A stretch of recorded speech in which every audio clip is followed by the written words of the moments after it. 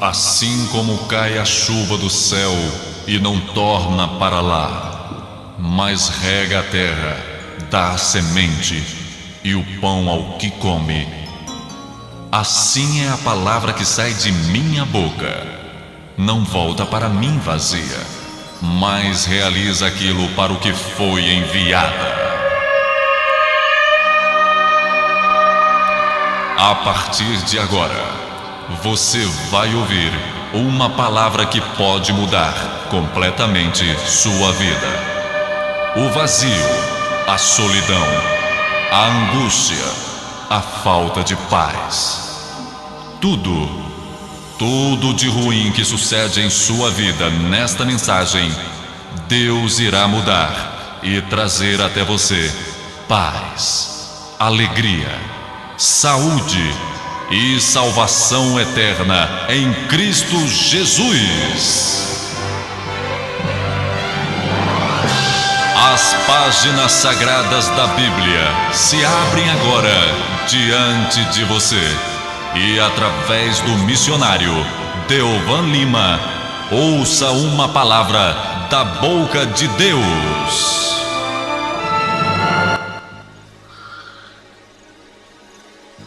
Muito bem, graças a Deus, nós temos mais uma vez a oportunidade de juntos meditarmos e refletirmos na palavra de Deus.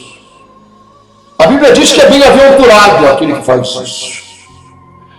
É bem-aventurado aquele que traz a sua vida para a balança de Deus e começa a pesar ali a sua história, a sua vida, a sua maneira de pensar, não é? É bem-aventurado aquele que medita nas coisas de Deus. É bem-aventurado aquele que ouve a palavra de Deus e procura colocar em prática as coisas que ele medita e que ele reflete. Aí está a diferença, meu irmão, minha irmã, você que me ouve em algum lugar. Essa é toda a diferença entre homens e mulheres vitoriosos e derrotados, infelizes. Por mais que se queira mascarar essa derrota e mascarar essa infelicidade, não é? E a pessoa ela vai tentando mascarar isso até que venha virar uma depressão profunda e isso se torne evidente a todas as pessoas ao seu redor. De maneira que a gente tem pessoas que são ricas, pessoas que são famosas, pessoas que financeiramente não lhes falta coisa alguma, mas que elas, de repente, sem mais sem menos, sem grandes explicações, se encontram num estado deplorável, depressivo, à base de remédios tarja preta para conseguir dormir. Não é? E você, de repente, é chocado com notícias de uma dessas pessoas que morreu por uma overdose de algum remédio, de algum comprimido, e de pessoas viciadas em alguma droga, em algum entorpecente, porque somente isso podia trazer um certo alívio à mente delas, quando essa mente se encontrava embriagada e entorpecida por algum medicamento, por alguma droga. E isso vai se tornando mais intenso e mais intenso, a ponto dessas pessoas perderem a vida. Afinal, o que acontece? Não é? Aonde está realmente essa tal felicidade? Que tanto se fala, que tanto se escreve a respeito, não é? Tantas poesias são feitas. Onde se encontra isso? Porque não é isso que as pessoas procuram, afinal de contas. Essa felicidade, essa paz.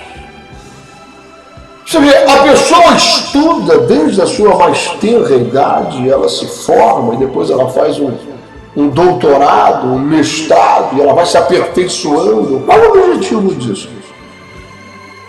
Pensando ser que essa pessoa deseja ter um emprego melhor. E a razão desse emprego melhor é um salário melhor. E a razão desse salário melhor é poder adquirir coisas.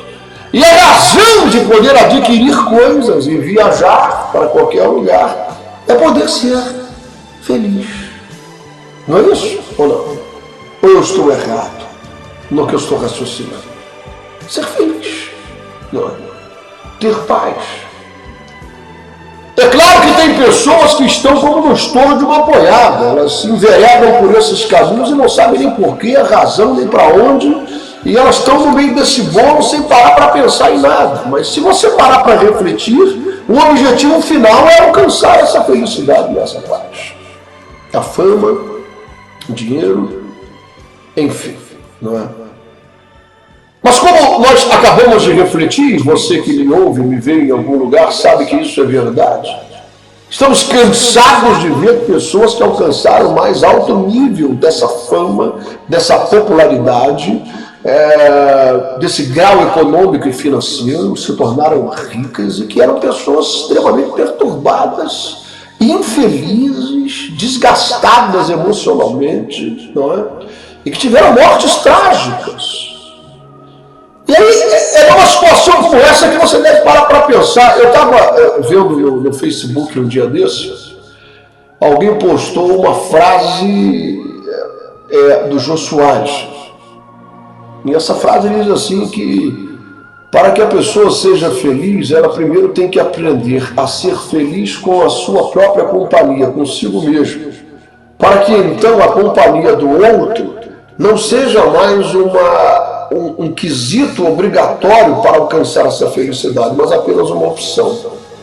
É um raciocínio interessante, não é verdade? Mas por mais que se rebusque frases de Jô Soares, ou de Gal Costa, ou de Roberto Carlos, ou de qualquer outro personagem aí, da esfera musical, poética, enfim, ou jornalística, não é verdade?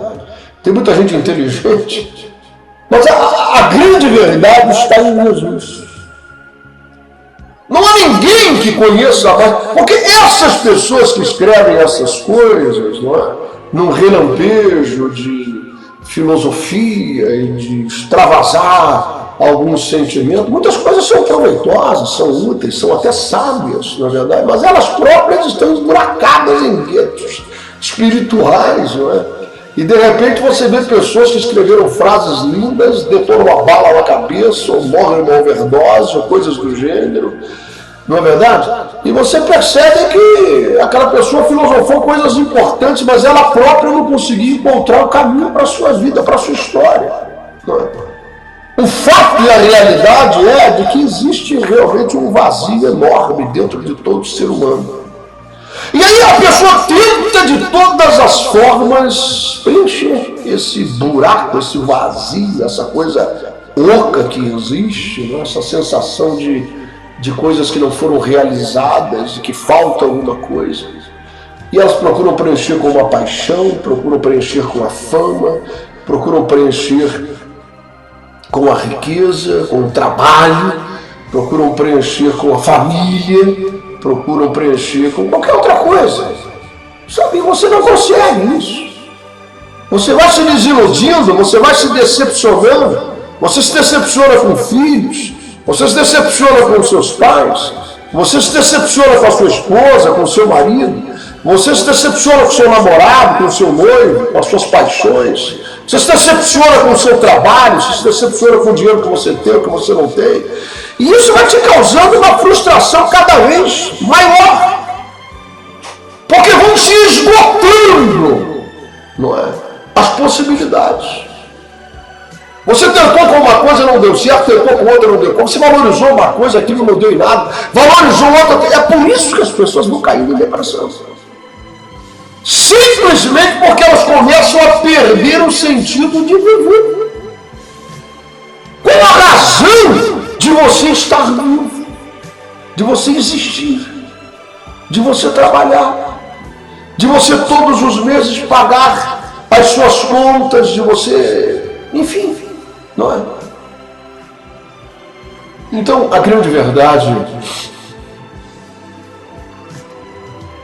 é que nós precisamos ouvir Jesus. Tá certo que você gosta de frases de alguns homens, não é? Intelectuais, pessoas que tratam a psique humana, filósofos, poetas. Tudo bem, existem frases que realmente são bonitas e que levam você a refletir, mas essas próprias pessoas, não é? Elas não têm a resposta.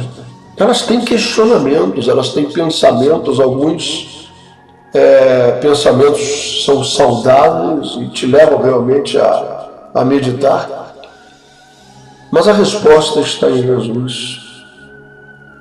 Porque não há ninguém que conheça mais você e a mim, a qualquer um de nós, do que Jesus. Deus, Ele nos fez a sua imagem e semelhança. Em todos os detalhes, em todas as nossas necessidades. E Ele criou o homem para com Ele ter comunhão. E isso é um fato inegável. Se você quiser acreditar que o homem descende do macaco ou de uma ameba, não é? E que ele veio de uma explosão atômica no universo e que uma ameba se gerou e foram as gerações passadas, você pode acreditar no que você quiser. Você vai morrer vazio, vazia, deprimido, deprimida. Faz o que você quiser. Mas eu creio que o homem foi criado por Deus. Eu creio que a Bíblia Sagrada, ela é a verdade.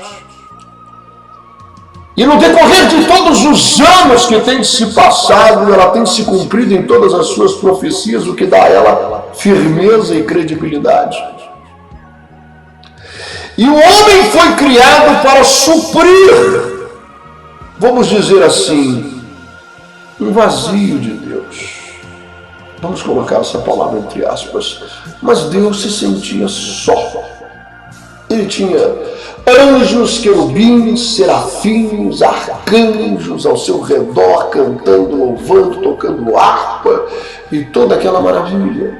Mas ele queria alguém diferente para partilhar, para ter comunhão. Sabe, ele criou os anjos, ele criou querubins, os arcanjos, os serafins, e todos eles foram criados por Deus. Mas nenhum deles era semelhante a Deus. Ele queria um ser especial, e ele criou o homem, a sua própria imagem e semelhança. E ele todas as tardes caminhava com esse homem no jardim que ele havia feito para esse homem habitar, não é? E quando esse homem pecou, esse vazio entrou dentro dele, porque foi retirado de dentro desse homem algo que é fundamental para a sua subsistência, que é o fôlego do próprio Deus. Quando Deus criou o homem, Ele soprou em suas narinas o fôlego da vida, o seu próprio espírito, e ele se tornou alma vivente. Então, o sustentáculo da vida desse homem era o próprio Espírito de Deus dentro dele. Quando ele pecou pelo seu livre-arbítrio com o qual foi criado, quando ele transgrediu a palavra de Deus, essa aliança foi quebrada, cortada, esse fôlego de vida foi tirado de dentro dele e ele ficou com aquele oco enorme, aquele vazio gigantesco. Como dizem por aí, de forma muito acertada, o vazio que existe dentro do homem, ele é do tamanho de Deus. Ele é tão grande esse vazio que ele só pode ser comparado ao tamanho do próprio Deus. Sabe, e isso é uma grande verdade. É uma grande verdade. Por isso é que as pessoas, por não encontrarem uma saída, se jogam numa ponte, se jogam debaixo de um carro, injetam overdose. As pessoas ficam sem saber o que fazer. Porque elas tentaram de tudo para alcançar essa paz, essa harmonia, essa felicidade, e só vão se decepcionando, se desiludindo. Me responda, você que está me ouvindo agora através da rádio, quantas desilusões e quantas decepções você já teve na sua vida? E você pensava que estava no caminho certo para alcançar essa tal felicidade, essa tal paz tão almejada, e de repente deu com os burros náguas, ou seja, aquilo não deu em nada, aquilo não deu em coisa alguma. Não é? Sabe, a maior prova dessa restauração do homem, dessa aliança que novamente é feita com o homem e Deus pelo sangue de Jesus, é que Jesus soprou sobre os seus discípulos após ter ressuscitado dentre os mortos e disse a eles: recebei o Espírito Santo. Era isso que faltava para vocês. Era isso que foi roubado de vocês. O diabo tirou isso da raça humana e eu estou devolvendo agora. Olha para vocês, vocês me viram fazer tantos milagres, vocês me viram ressuscitar mortos, expelir demônios, vocês viram tantas coisas maravilhosas. E me viram falar que eu iria ressuscitar os mortos, mas nenhum de vocês acreditou, e vocês estão aqui enfiados nesse quarto aqui, acovardados, com medo. Não é? Vocês não são capazes de ir por todo esse mundo pregar o meu evangelho, porque vocês são só isso. Falta algo a vocês, eu vou devolver agora. Essa coisa vazia que tem dentro de vocês vai ser preenchida agora pelo Espírito de Deus. Sabe, é isso que faz uma pessoa ser feliz e realizada. Não se iluda, meu irmão, minha irmã. Meu amigo, você que me ouve em qualquer lugar ou que me vê através da internet, não se iluda. Sabe, você pode não acreditar em mim e continuar tentando pelo seu próprio esforço, mas eu já te adianto, não vai dar em nada. É só sofrimento para você. Às vezes você tem ouvido o evangelho e pensa que essa história de aceitar Jesus é um troço meio religioso, vai te privar dos prazeres da vida, você não vai mais poder encher a cara de cerveja, você não vai poder mais tomar a sua cachaça, se prostituir, toda essa coisa. Isso tem levado você aqui. Qual é a espécie de felicidade? Estou falando de coisa real, não estou falando de coisa passageira que dura alguns minutos, ao prazer que dure apenas alguns instantes. Estou falando de coisa verdadeira. Estou falando de coisa que é eterna, que está dentro de você, que não vai embora quando o efeito da cachaça passa, que não vai embora depois que você sai do motel. Mas eu estou falando de coisa que é presente, é duradoura, está em você e torna você uma pessoa feliz, realizada e com paz no seu coração. Foi isso que Jesus veio fazer. Sabe, eu vou lhe dizer duas coisas que o Espírito Santo ele me trouxe essa manhã, enquanto eu orava. Duas histórias. A história de Lázaro, que foi ressuscitado, e vocês conhecem muito bem essa história, melhor do que eu. E também a história de uma parábola que foi daquele garoto, do filho pródigo, que foi acabar na lama do porco, e você conhece essa história também melhor do que eu. Todo mundo conhece, não é? Mas o Espírito de Deus, ele me trouxe essas duas histórias com um aspecto diferente. Para que eu pudesse refletir em minha própria vida e transmitir isso para as pessoas também refletirem acerca do amor do Pai, acerca desse casamento, dessa união, dessa aliança que Ele deseja ter com todo homem. Ninguém é obrigado, você pode querer não ter. Você pode querer ter uma aliança com o capeta, por exemplo, com o diabo. Você é livre para isso, não é? Você é livre. As pessoas são livres para fazer o que elas quiserem. Deus não quer ninguém à força. As pessoas têm livre-arbítrio, não é? Se você ama o pecado, a iniquidade, as trevas, o inferno, então vai para o inferno, abraça o diabo e vaza. O problema é seu, eu sou honesto, sou franco com você, a alma é tua. Faça o que você quiser. Agora, existem aquelas pessoas que estão em conflito, estão perturbadas, elas não sabem, não encontram uma saída, elas precisam que alguém abra uma janela, descortine do horizonte alguma coisa para que elas possam enxergar coisas que estão sendo incapazes de ver. E é para estas pessoas que eu estou ministrando essa palavra, para que você enxergue isso e a sua vida venha mudar. Jesus não veio trazer uma religião, não é? Jesus ele não veio disputar com os fariseus, saduceus e zelotes uma nova doutrina, um novo ensinamento, uma nova igreja. Ele não veio fundar algo do gênero. Não, ele veio resgatar o que se havia perdido. Ele veio devolver a você. Lembra daquilo que Satanás disse para Jesus lá naquele deserto? Quando ele estava tentando a Jesus, ele disse assim: eu sei o que você veio fazer aqui. Eu sei, você veio buscar de volta aquilo que me foi dado, a glória e o domínio de todos os reinos da terra.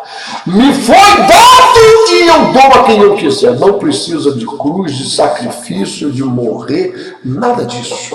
Eu conheço a história, eu estava no jardim quando o pai profetizou. Não precisa. Vamos pegar a batalha, eu te entrego tudo. Tudo que eu tomei do homem, tudo que o homem me deu quando ele transgrediu, quando ele pecou, eu te devolvo, eu entrego para você se tu prostrado me adorares. Então, nós observamos exatamente isso. Até o diabo sabe disso. O que Jesus veio fazer aqui? Devolver ao homem a glória, o domínio de todos os reinos, inclusive do reino da sua própria alma, da sua existência, dos seus pensamentos, da sua paz, porque o diabo rouba tudo isso. O diabo rouba a paz da pessoa, rouba a alegria da pessoa, ele desfigura o indivíduo, a pessoa está sempre chorando, sempre amargurada, ela não vê sentido de nada e acaba gerando um câncer, uma doença, um vírus da AIDS o infecta, uma coisa terrível, um tumor cerebral, e aquela pessoa acaba morrendo. Sabe, o diabo ele rouba mesmo, ele acaba com tudo. De todos os reinos, inclusive do reino de sua própria existência, de sua alma, de seus sentimentos, da sua psique, de tudo. Então Jesus ele veio trazer de volta, Jesus ele veio devolver isso. É só isso. Quando você entrega a sua vida para Jesus, você está fazendo isso. Você está recebendo de volta aquilo que lhe foi roubado. É por isso que Jesus ele disse: a minha paz eu vos dou. E eu não dou como o mundo a dá, porque a maneira como o mundo ele dá paz a vocês é uma coisa ilusória, é uma coisa falsa, é uma coisa que dura alguns momentos apenas, e aquilo vai passar quando passa o efeito da droga que você ingeriu ou daquele momento festivo em que você se encontrava. A paz que Jesus nos dá, ela é eterna. Ela faz com que o nosso coração não entre em turbulência, por maiores que venham ser as tempestades que nós estejamos enfrentando na vida. Não foi ele que disse isso? Não se turbe o vosso coração. Crede em Deus, crede também em mim. Na casa de meu pai há muitas moradas. Eu estou preparando um lugar para vocês. Que o coração de vocês não entre em turbulência. No mundo tereis aflições, mas tenha bom ânimo. O mundo já foi vencido. Então, quando a gente vê a história do filho pródigo, você pensa numa coisa assim: aquele cara fez muitas amizades, não fez? A grana dele comprou amigos, para a gente falar o verbo rasgado. Então ele tinha um monte de gente ao redor dele, né? Para pagar a próxima rodada, aquela coisa toda. E ele pagava tudo para todo mundo. E ele também teve várias paixões, né? Aquelas juras de amor eterno. Na verdade, eu não vivo sem você, você é minha vida, aquela coisa toda. O garoto se empolgou com aquela coisa toda, quer dizer, ele caiu no canto da sereia. É assim que o diabo faz. É o canto da sereia. E quando a pessoa chega lá, a vida dele é destruída. E quando o dinheiro dele acabou, os amigos dele sumiram, todos eles. Gente que ele emprestou dinheiro, gente que ele ajudou a comprar alguma coisa, que ele comprou roupa no shopping, sapatos, enfim, pagou rodadas de bebida, pagou dívida de um, de outro. Aqueles amigos que juraram amizade eterna, né? Na verdade, até me lembrando, agora me veio a minha lembrança o caso do Bruno, ex-goleiro do Flamengo, e o tal do Macarrão, né? Que uma jura de amizade eterna. O cara tatuou nas costas dele, né? O cara tatuou nas costas dele, Bruno e Macarrão. Acho que é Macarrão o nome dele, não estou bem lembrado, mas uma jura de amizade eterna ele cravou nas costas dele, tatuou nas costas dele. E agora, cadê a amizade? Tá um jogando a culpa no outro, cada um querendo pegar a sentença menor, não é verdade? E cadê os amigos daquele filho próprio? Foram todos embora, não tinha ninguém nem para dar um pão para ele. Quando ele perdeu tudo que ele tinha, que ele tentou arrumar um emprego, não conseguia, bateu na porta de um, bateu na porta. Cadê as paixões? As mulheres que fizeram juras eternas de amor, que sem ele não vivia. Quando ele acabou o seu dinheiro, acabou as suas economias, acabou tudo. Todo mundo fechou a porta para ele, ninguém queria saber mais dele. Ele era bonito, ele era cheiroso enquanto ele tinha grana, enquanto ele tinha dinheiro. Agora ninguém queria saber mais dele. Nem as mulheres, nem os amigos, nem ninguém. E ele foi parar na lama de porco, o único emprego que ele conseguiu. E eu quero lembrar você que essa história que Jesus criou, ele criou para que os judeus ouvissem, que entendiam muito bem que os porcos eram animais por eles considerados imundos, porque o próprio Deus disse isso, que eles não poderiam comer aqueles bichos, eles nem criavam eles. Né? Tanto que aquele gadareno, quem criavam aqueles porcos que os demônios entraram nele eram os romanos, não eram os judeus que criavam. Então você presta atenção numa coisa, a situação foi tão degradante e humilhante que ele foi trabalhar cuidando de porco. Mas foi mais humilhante ainda, veja como Jesus, parece que ele vai cavando o chão da existência humana e mostrando o buraco profundo em que as pessoas às vezes vão parar. Porque elas se enveredam pelo seu raciocínio, elas ouvem o canto da sereia e saem atrás disso e não param para refletir e para pensar.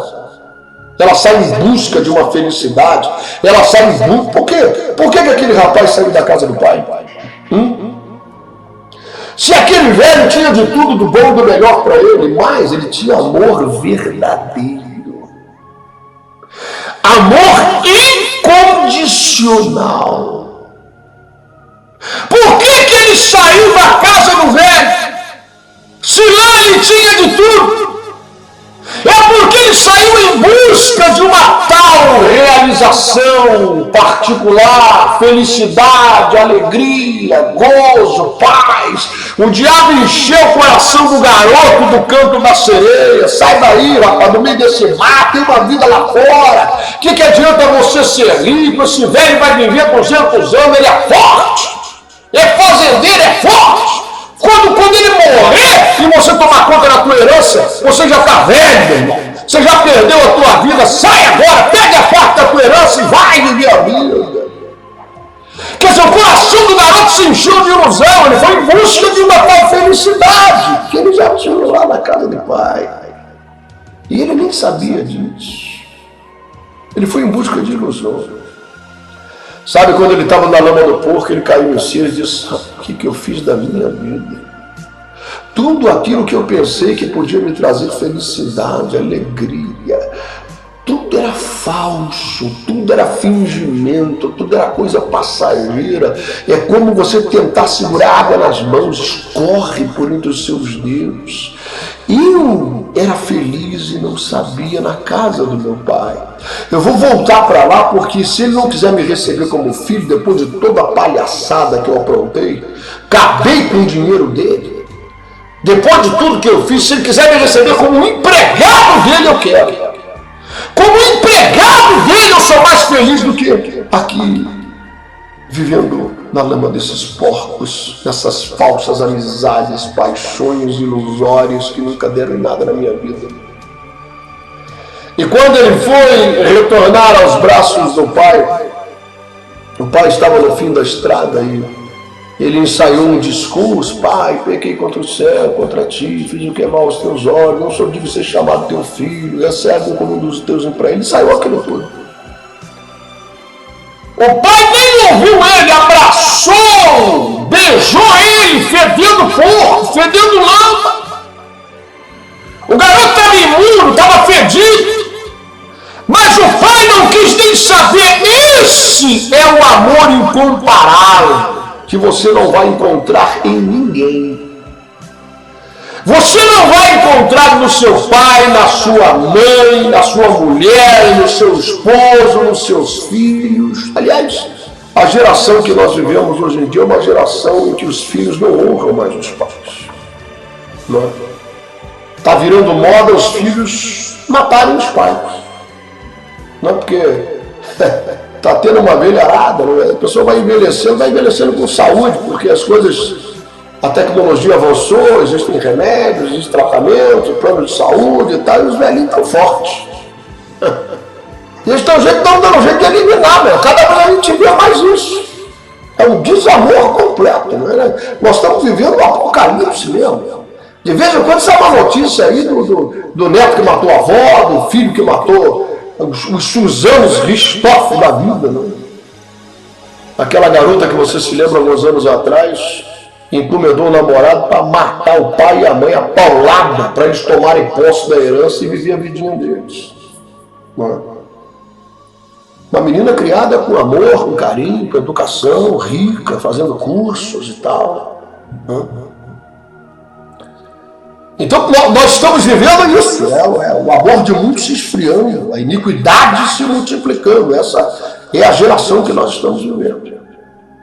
Então você não encontra esse amor no seu pai, na sua mãe, no seu filho. Aliás, Deus ele disse certa vez assim: ainda que uma mãe que amamente o seu filho se esqueça dele, é uma coisa bem improvável. Uma mãe está com a criança de colo, que normalmente... Estamos falando da coisa normal. Tem gente que é anormal, não é? Tem gente que é doente, que joga a criança na lata do lixo, no córrego, não é verdade? Nós estamos falando de gente normal. O normal é que a mulher, quando dá à luz a uma criança, ela se apaixone completamente. Aquilo faz parte do ser dela. E ainda que uma mãe se esqueça do filho que amamenta, todavia, eu, diz o Senhor, jamais me esquecerei de vós. Ah, meu irmão, eu vou dizer uma coisa para você, sabe? É por isso que Jesus, ele nunca encontrou dificuldade em palavras. Sabedoria em falar é uma coisa extraordinária. As pessoas ficavam, de onde ele vem essa sabedoria? Faziam perguntas difíceis, rebuscadas nas teologias e meandros da lei para pegar Jesus. Mestre, bem sei que tu és homem que fala a verdade, tu não se importa com o grau de importância e de religiosidade de ninguém. Fala a verdade, é lícito pagar imposto a César ou não é lícito? Então, nós sabemos que Jesus ele sempre estava trazendo palavras firmes, nunca teve problemas ou dificuldade de encontrar uma expressão, uma palavra, uma parábola, uma história. Mas quando ele foi falar do amor de Deus, ele disse assim: olha, Deus amou o mundo e lhe faltou uma expressão no hebraico, no aramaico, no inglês, no português. Ele não encontrou uma frase melhor do que dizer: olha, quer saber, foi de tal maneira o amor de Deus por vocês, tem uma intensidade tão grande, é de tal maneira que ele entregou o seu único filho para morrer numa cruz por vocês. Isso é o amor do Pai. É incomparável o amor do Pai.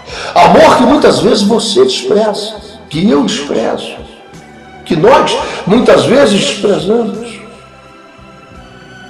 E esse, na verdade, é o único amor verdadeiro que nós temos.